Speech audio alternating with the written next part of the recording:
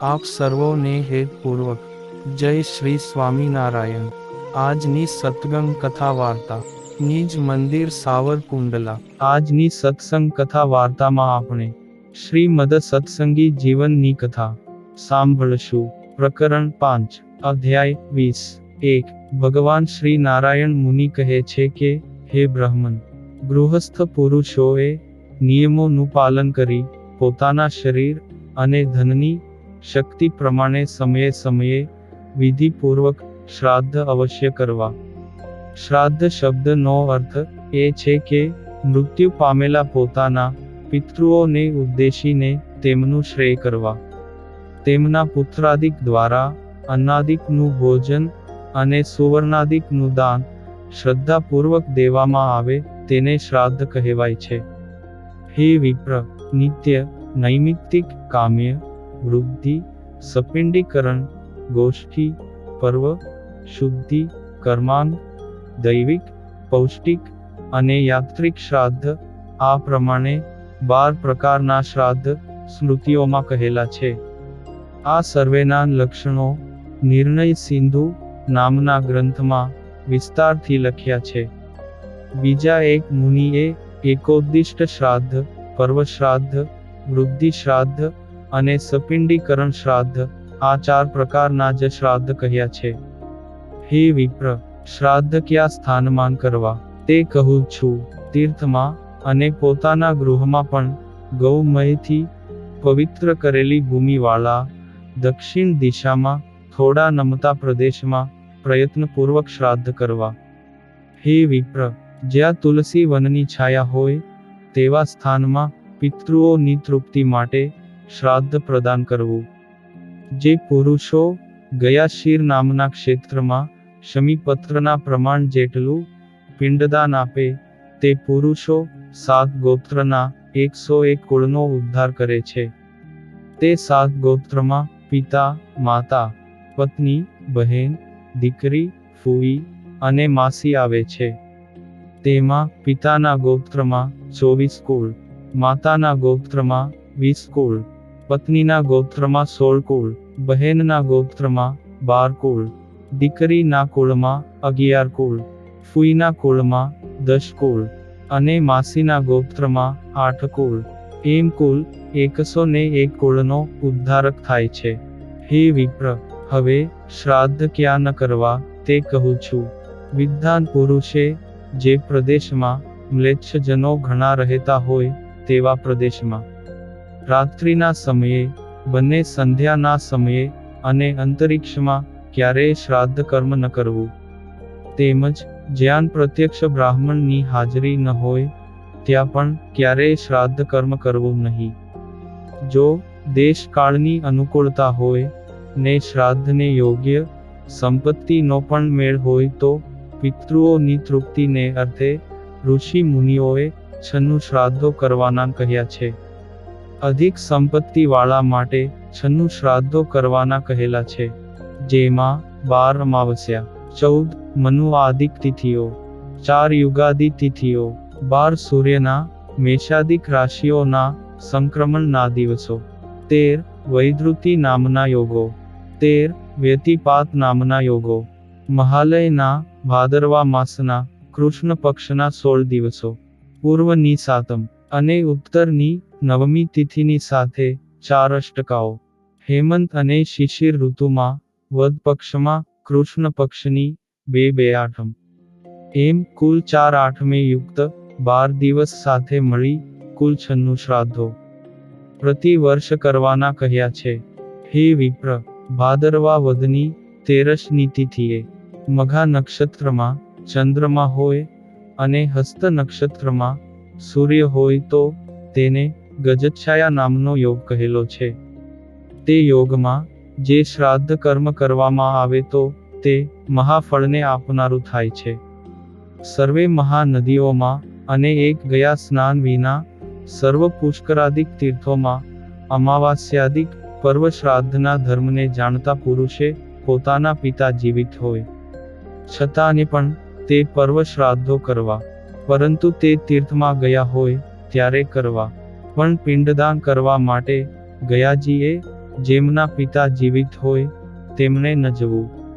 કારણ કે શાસ્ત્રોમાં એવા વચન છે કે જેમના પિતા જીવિત હોય તેવા પુરુષે અમાવાસ્યાના શ્રાદ્ધો, ગયા શ્રાદ્ધો અને ભાદરવા માસના વદ પક્ષના 16 મહાલય શ્રાદ્ધો ન કરવા અને તલથી તર્પણ ન કરવું.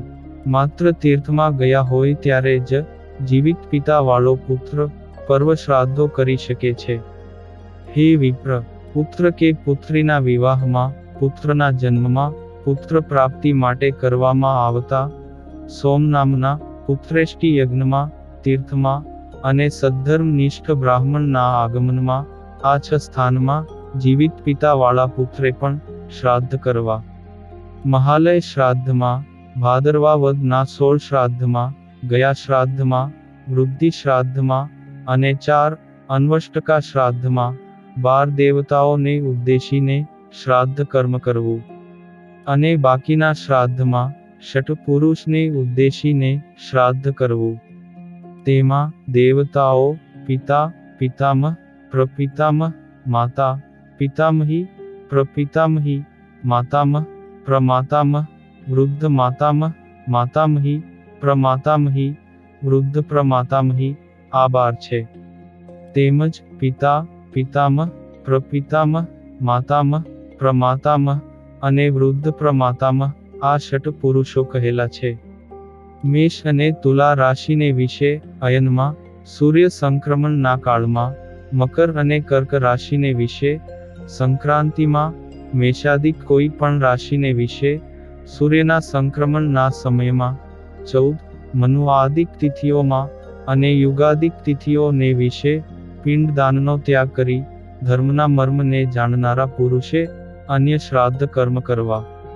હેમંત અને શિશિર ઋતુની વદ પક્ષની 4 નવમી તિથિઓમાં, નાંદી શ્રાદ્ધમાં, ગયા શ્રાદ્ધમાં અને વાર્ષિક મરણ તિથિના શ્રાદ્ધમાં માતાનું શ્રાદ્ધ પણ પિતાના શ્રાદ્ધ સાથે જ કરી લેવું. જે બ્રાહ્મણ વેદશાસ્ત્રના અર્થને જાણતો હોય અને સ્વધર્મનિષ્ઠ હોય તે જ શ્રાદ્ધ કર્મમાં ભોજન કરાવવા યોગ્ય છે. પરંતુ વેદશાસ્ત્રના અર્થને જાણવા છતાં તેનું અનુષ્ઠાન ન કરતો હોય ને દુરાચારી હોય તેવો બ્રાહ્મણ ક્યારેય પણ ભોજન કરાવવા માટે યોગ્ય નથી. જે અગ્રગણ્ય બ્રાહ્મણમાં વેદાધ્યયન, તપમાં નિષ્ઠા અને સદાચારીપણું હોય તેવા વિદ્વાન વિપ્રનું પિતાના શ્રાદ્ધમાં સમ્યક પૂજન કરવું. માત્ર ગાયત્રી મંત્રના જપના બળવાળો પણ બ્રાહ્મણ જો પોતાના ધર્મ નિયમમાં ચુસ્ત હોય તો પણ તે શ્રાદ્ધ કર્મમાં જમાડવો શ્રેષ્ઠ છે. પરંતુ 4 વેદનો ભણેલો હોય અને પોતાના નિયમ ધર્મથી ભ્રષ્ટ હોય, સર્વત્ર અન્ન ભક્ષણ કરવાના સ્વભાવવાળો હોય ને પાપાચારી હોય તો પણ તે શ્રાદ્ધમાં લેવો શ્રેષ્ઠ નથી.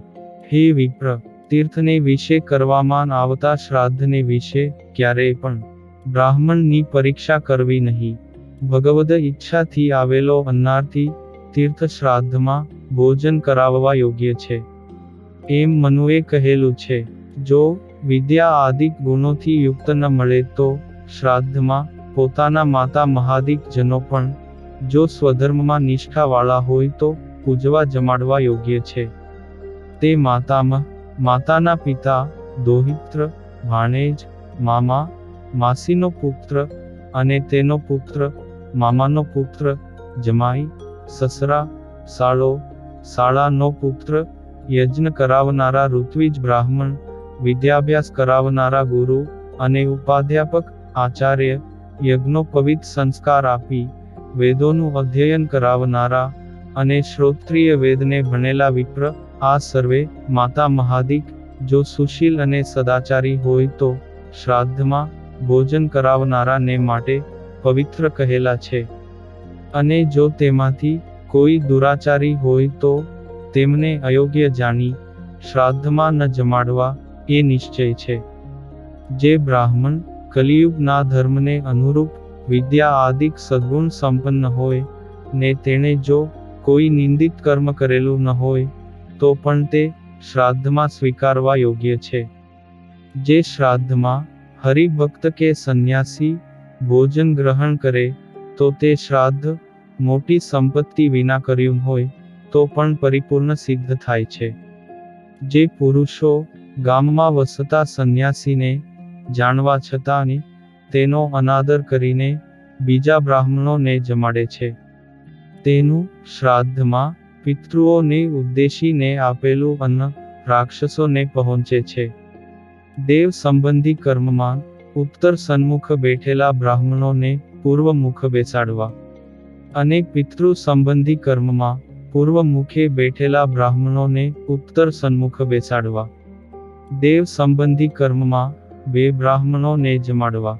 પિતૃ સંબંધી કર્મમાં 3 અથવા બંને કર્મમાં 1 બ્રાહ્મણોને જમાડવા. યજમાન અતિ સમૃદ્ધિવાન હોય છતાં બહુ વિસ્તારમાં પડવું નહીં. શુભ ક્રિયા, દેશ, કાળ, પવિત્રતા, બ્રાહ્મણત્વના લક્ષણોથી યુક્ત બ્રાહ્મણ આ પાંચેયની ગુણ સંપત્તિ અતિ વિસ્તાર કરવાથી નાશ પામે છે.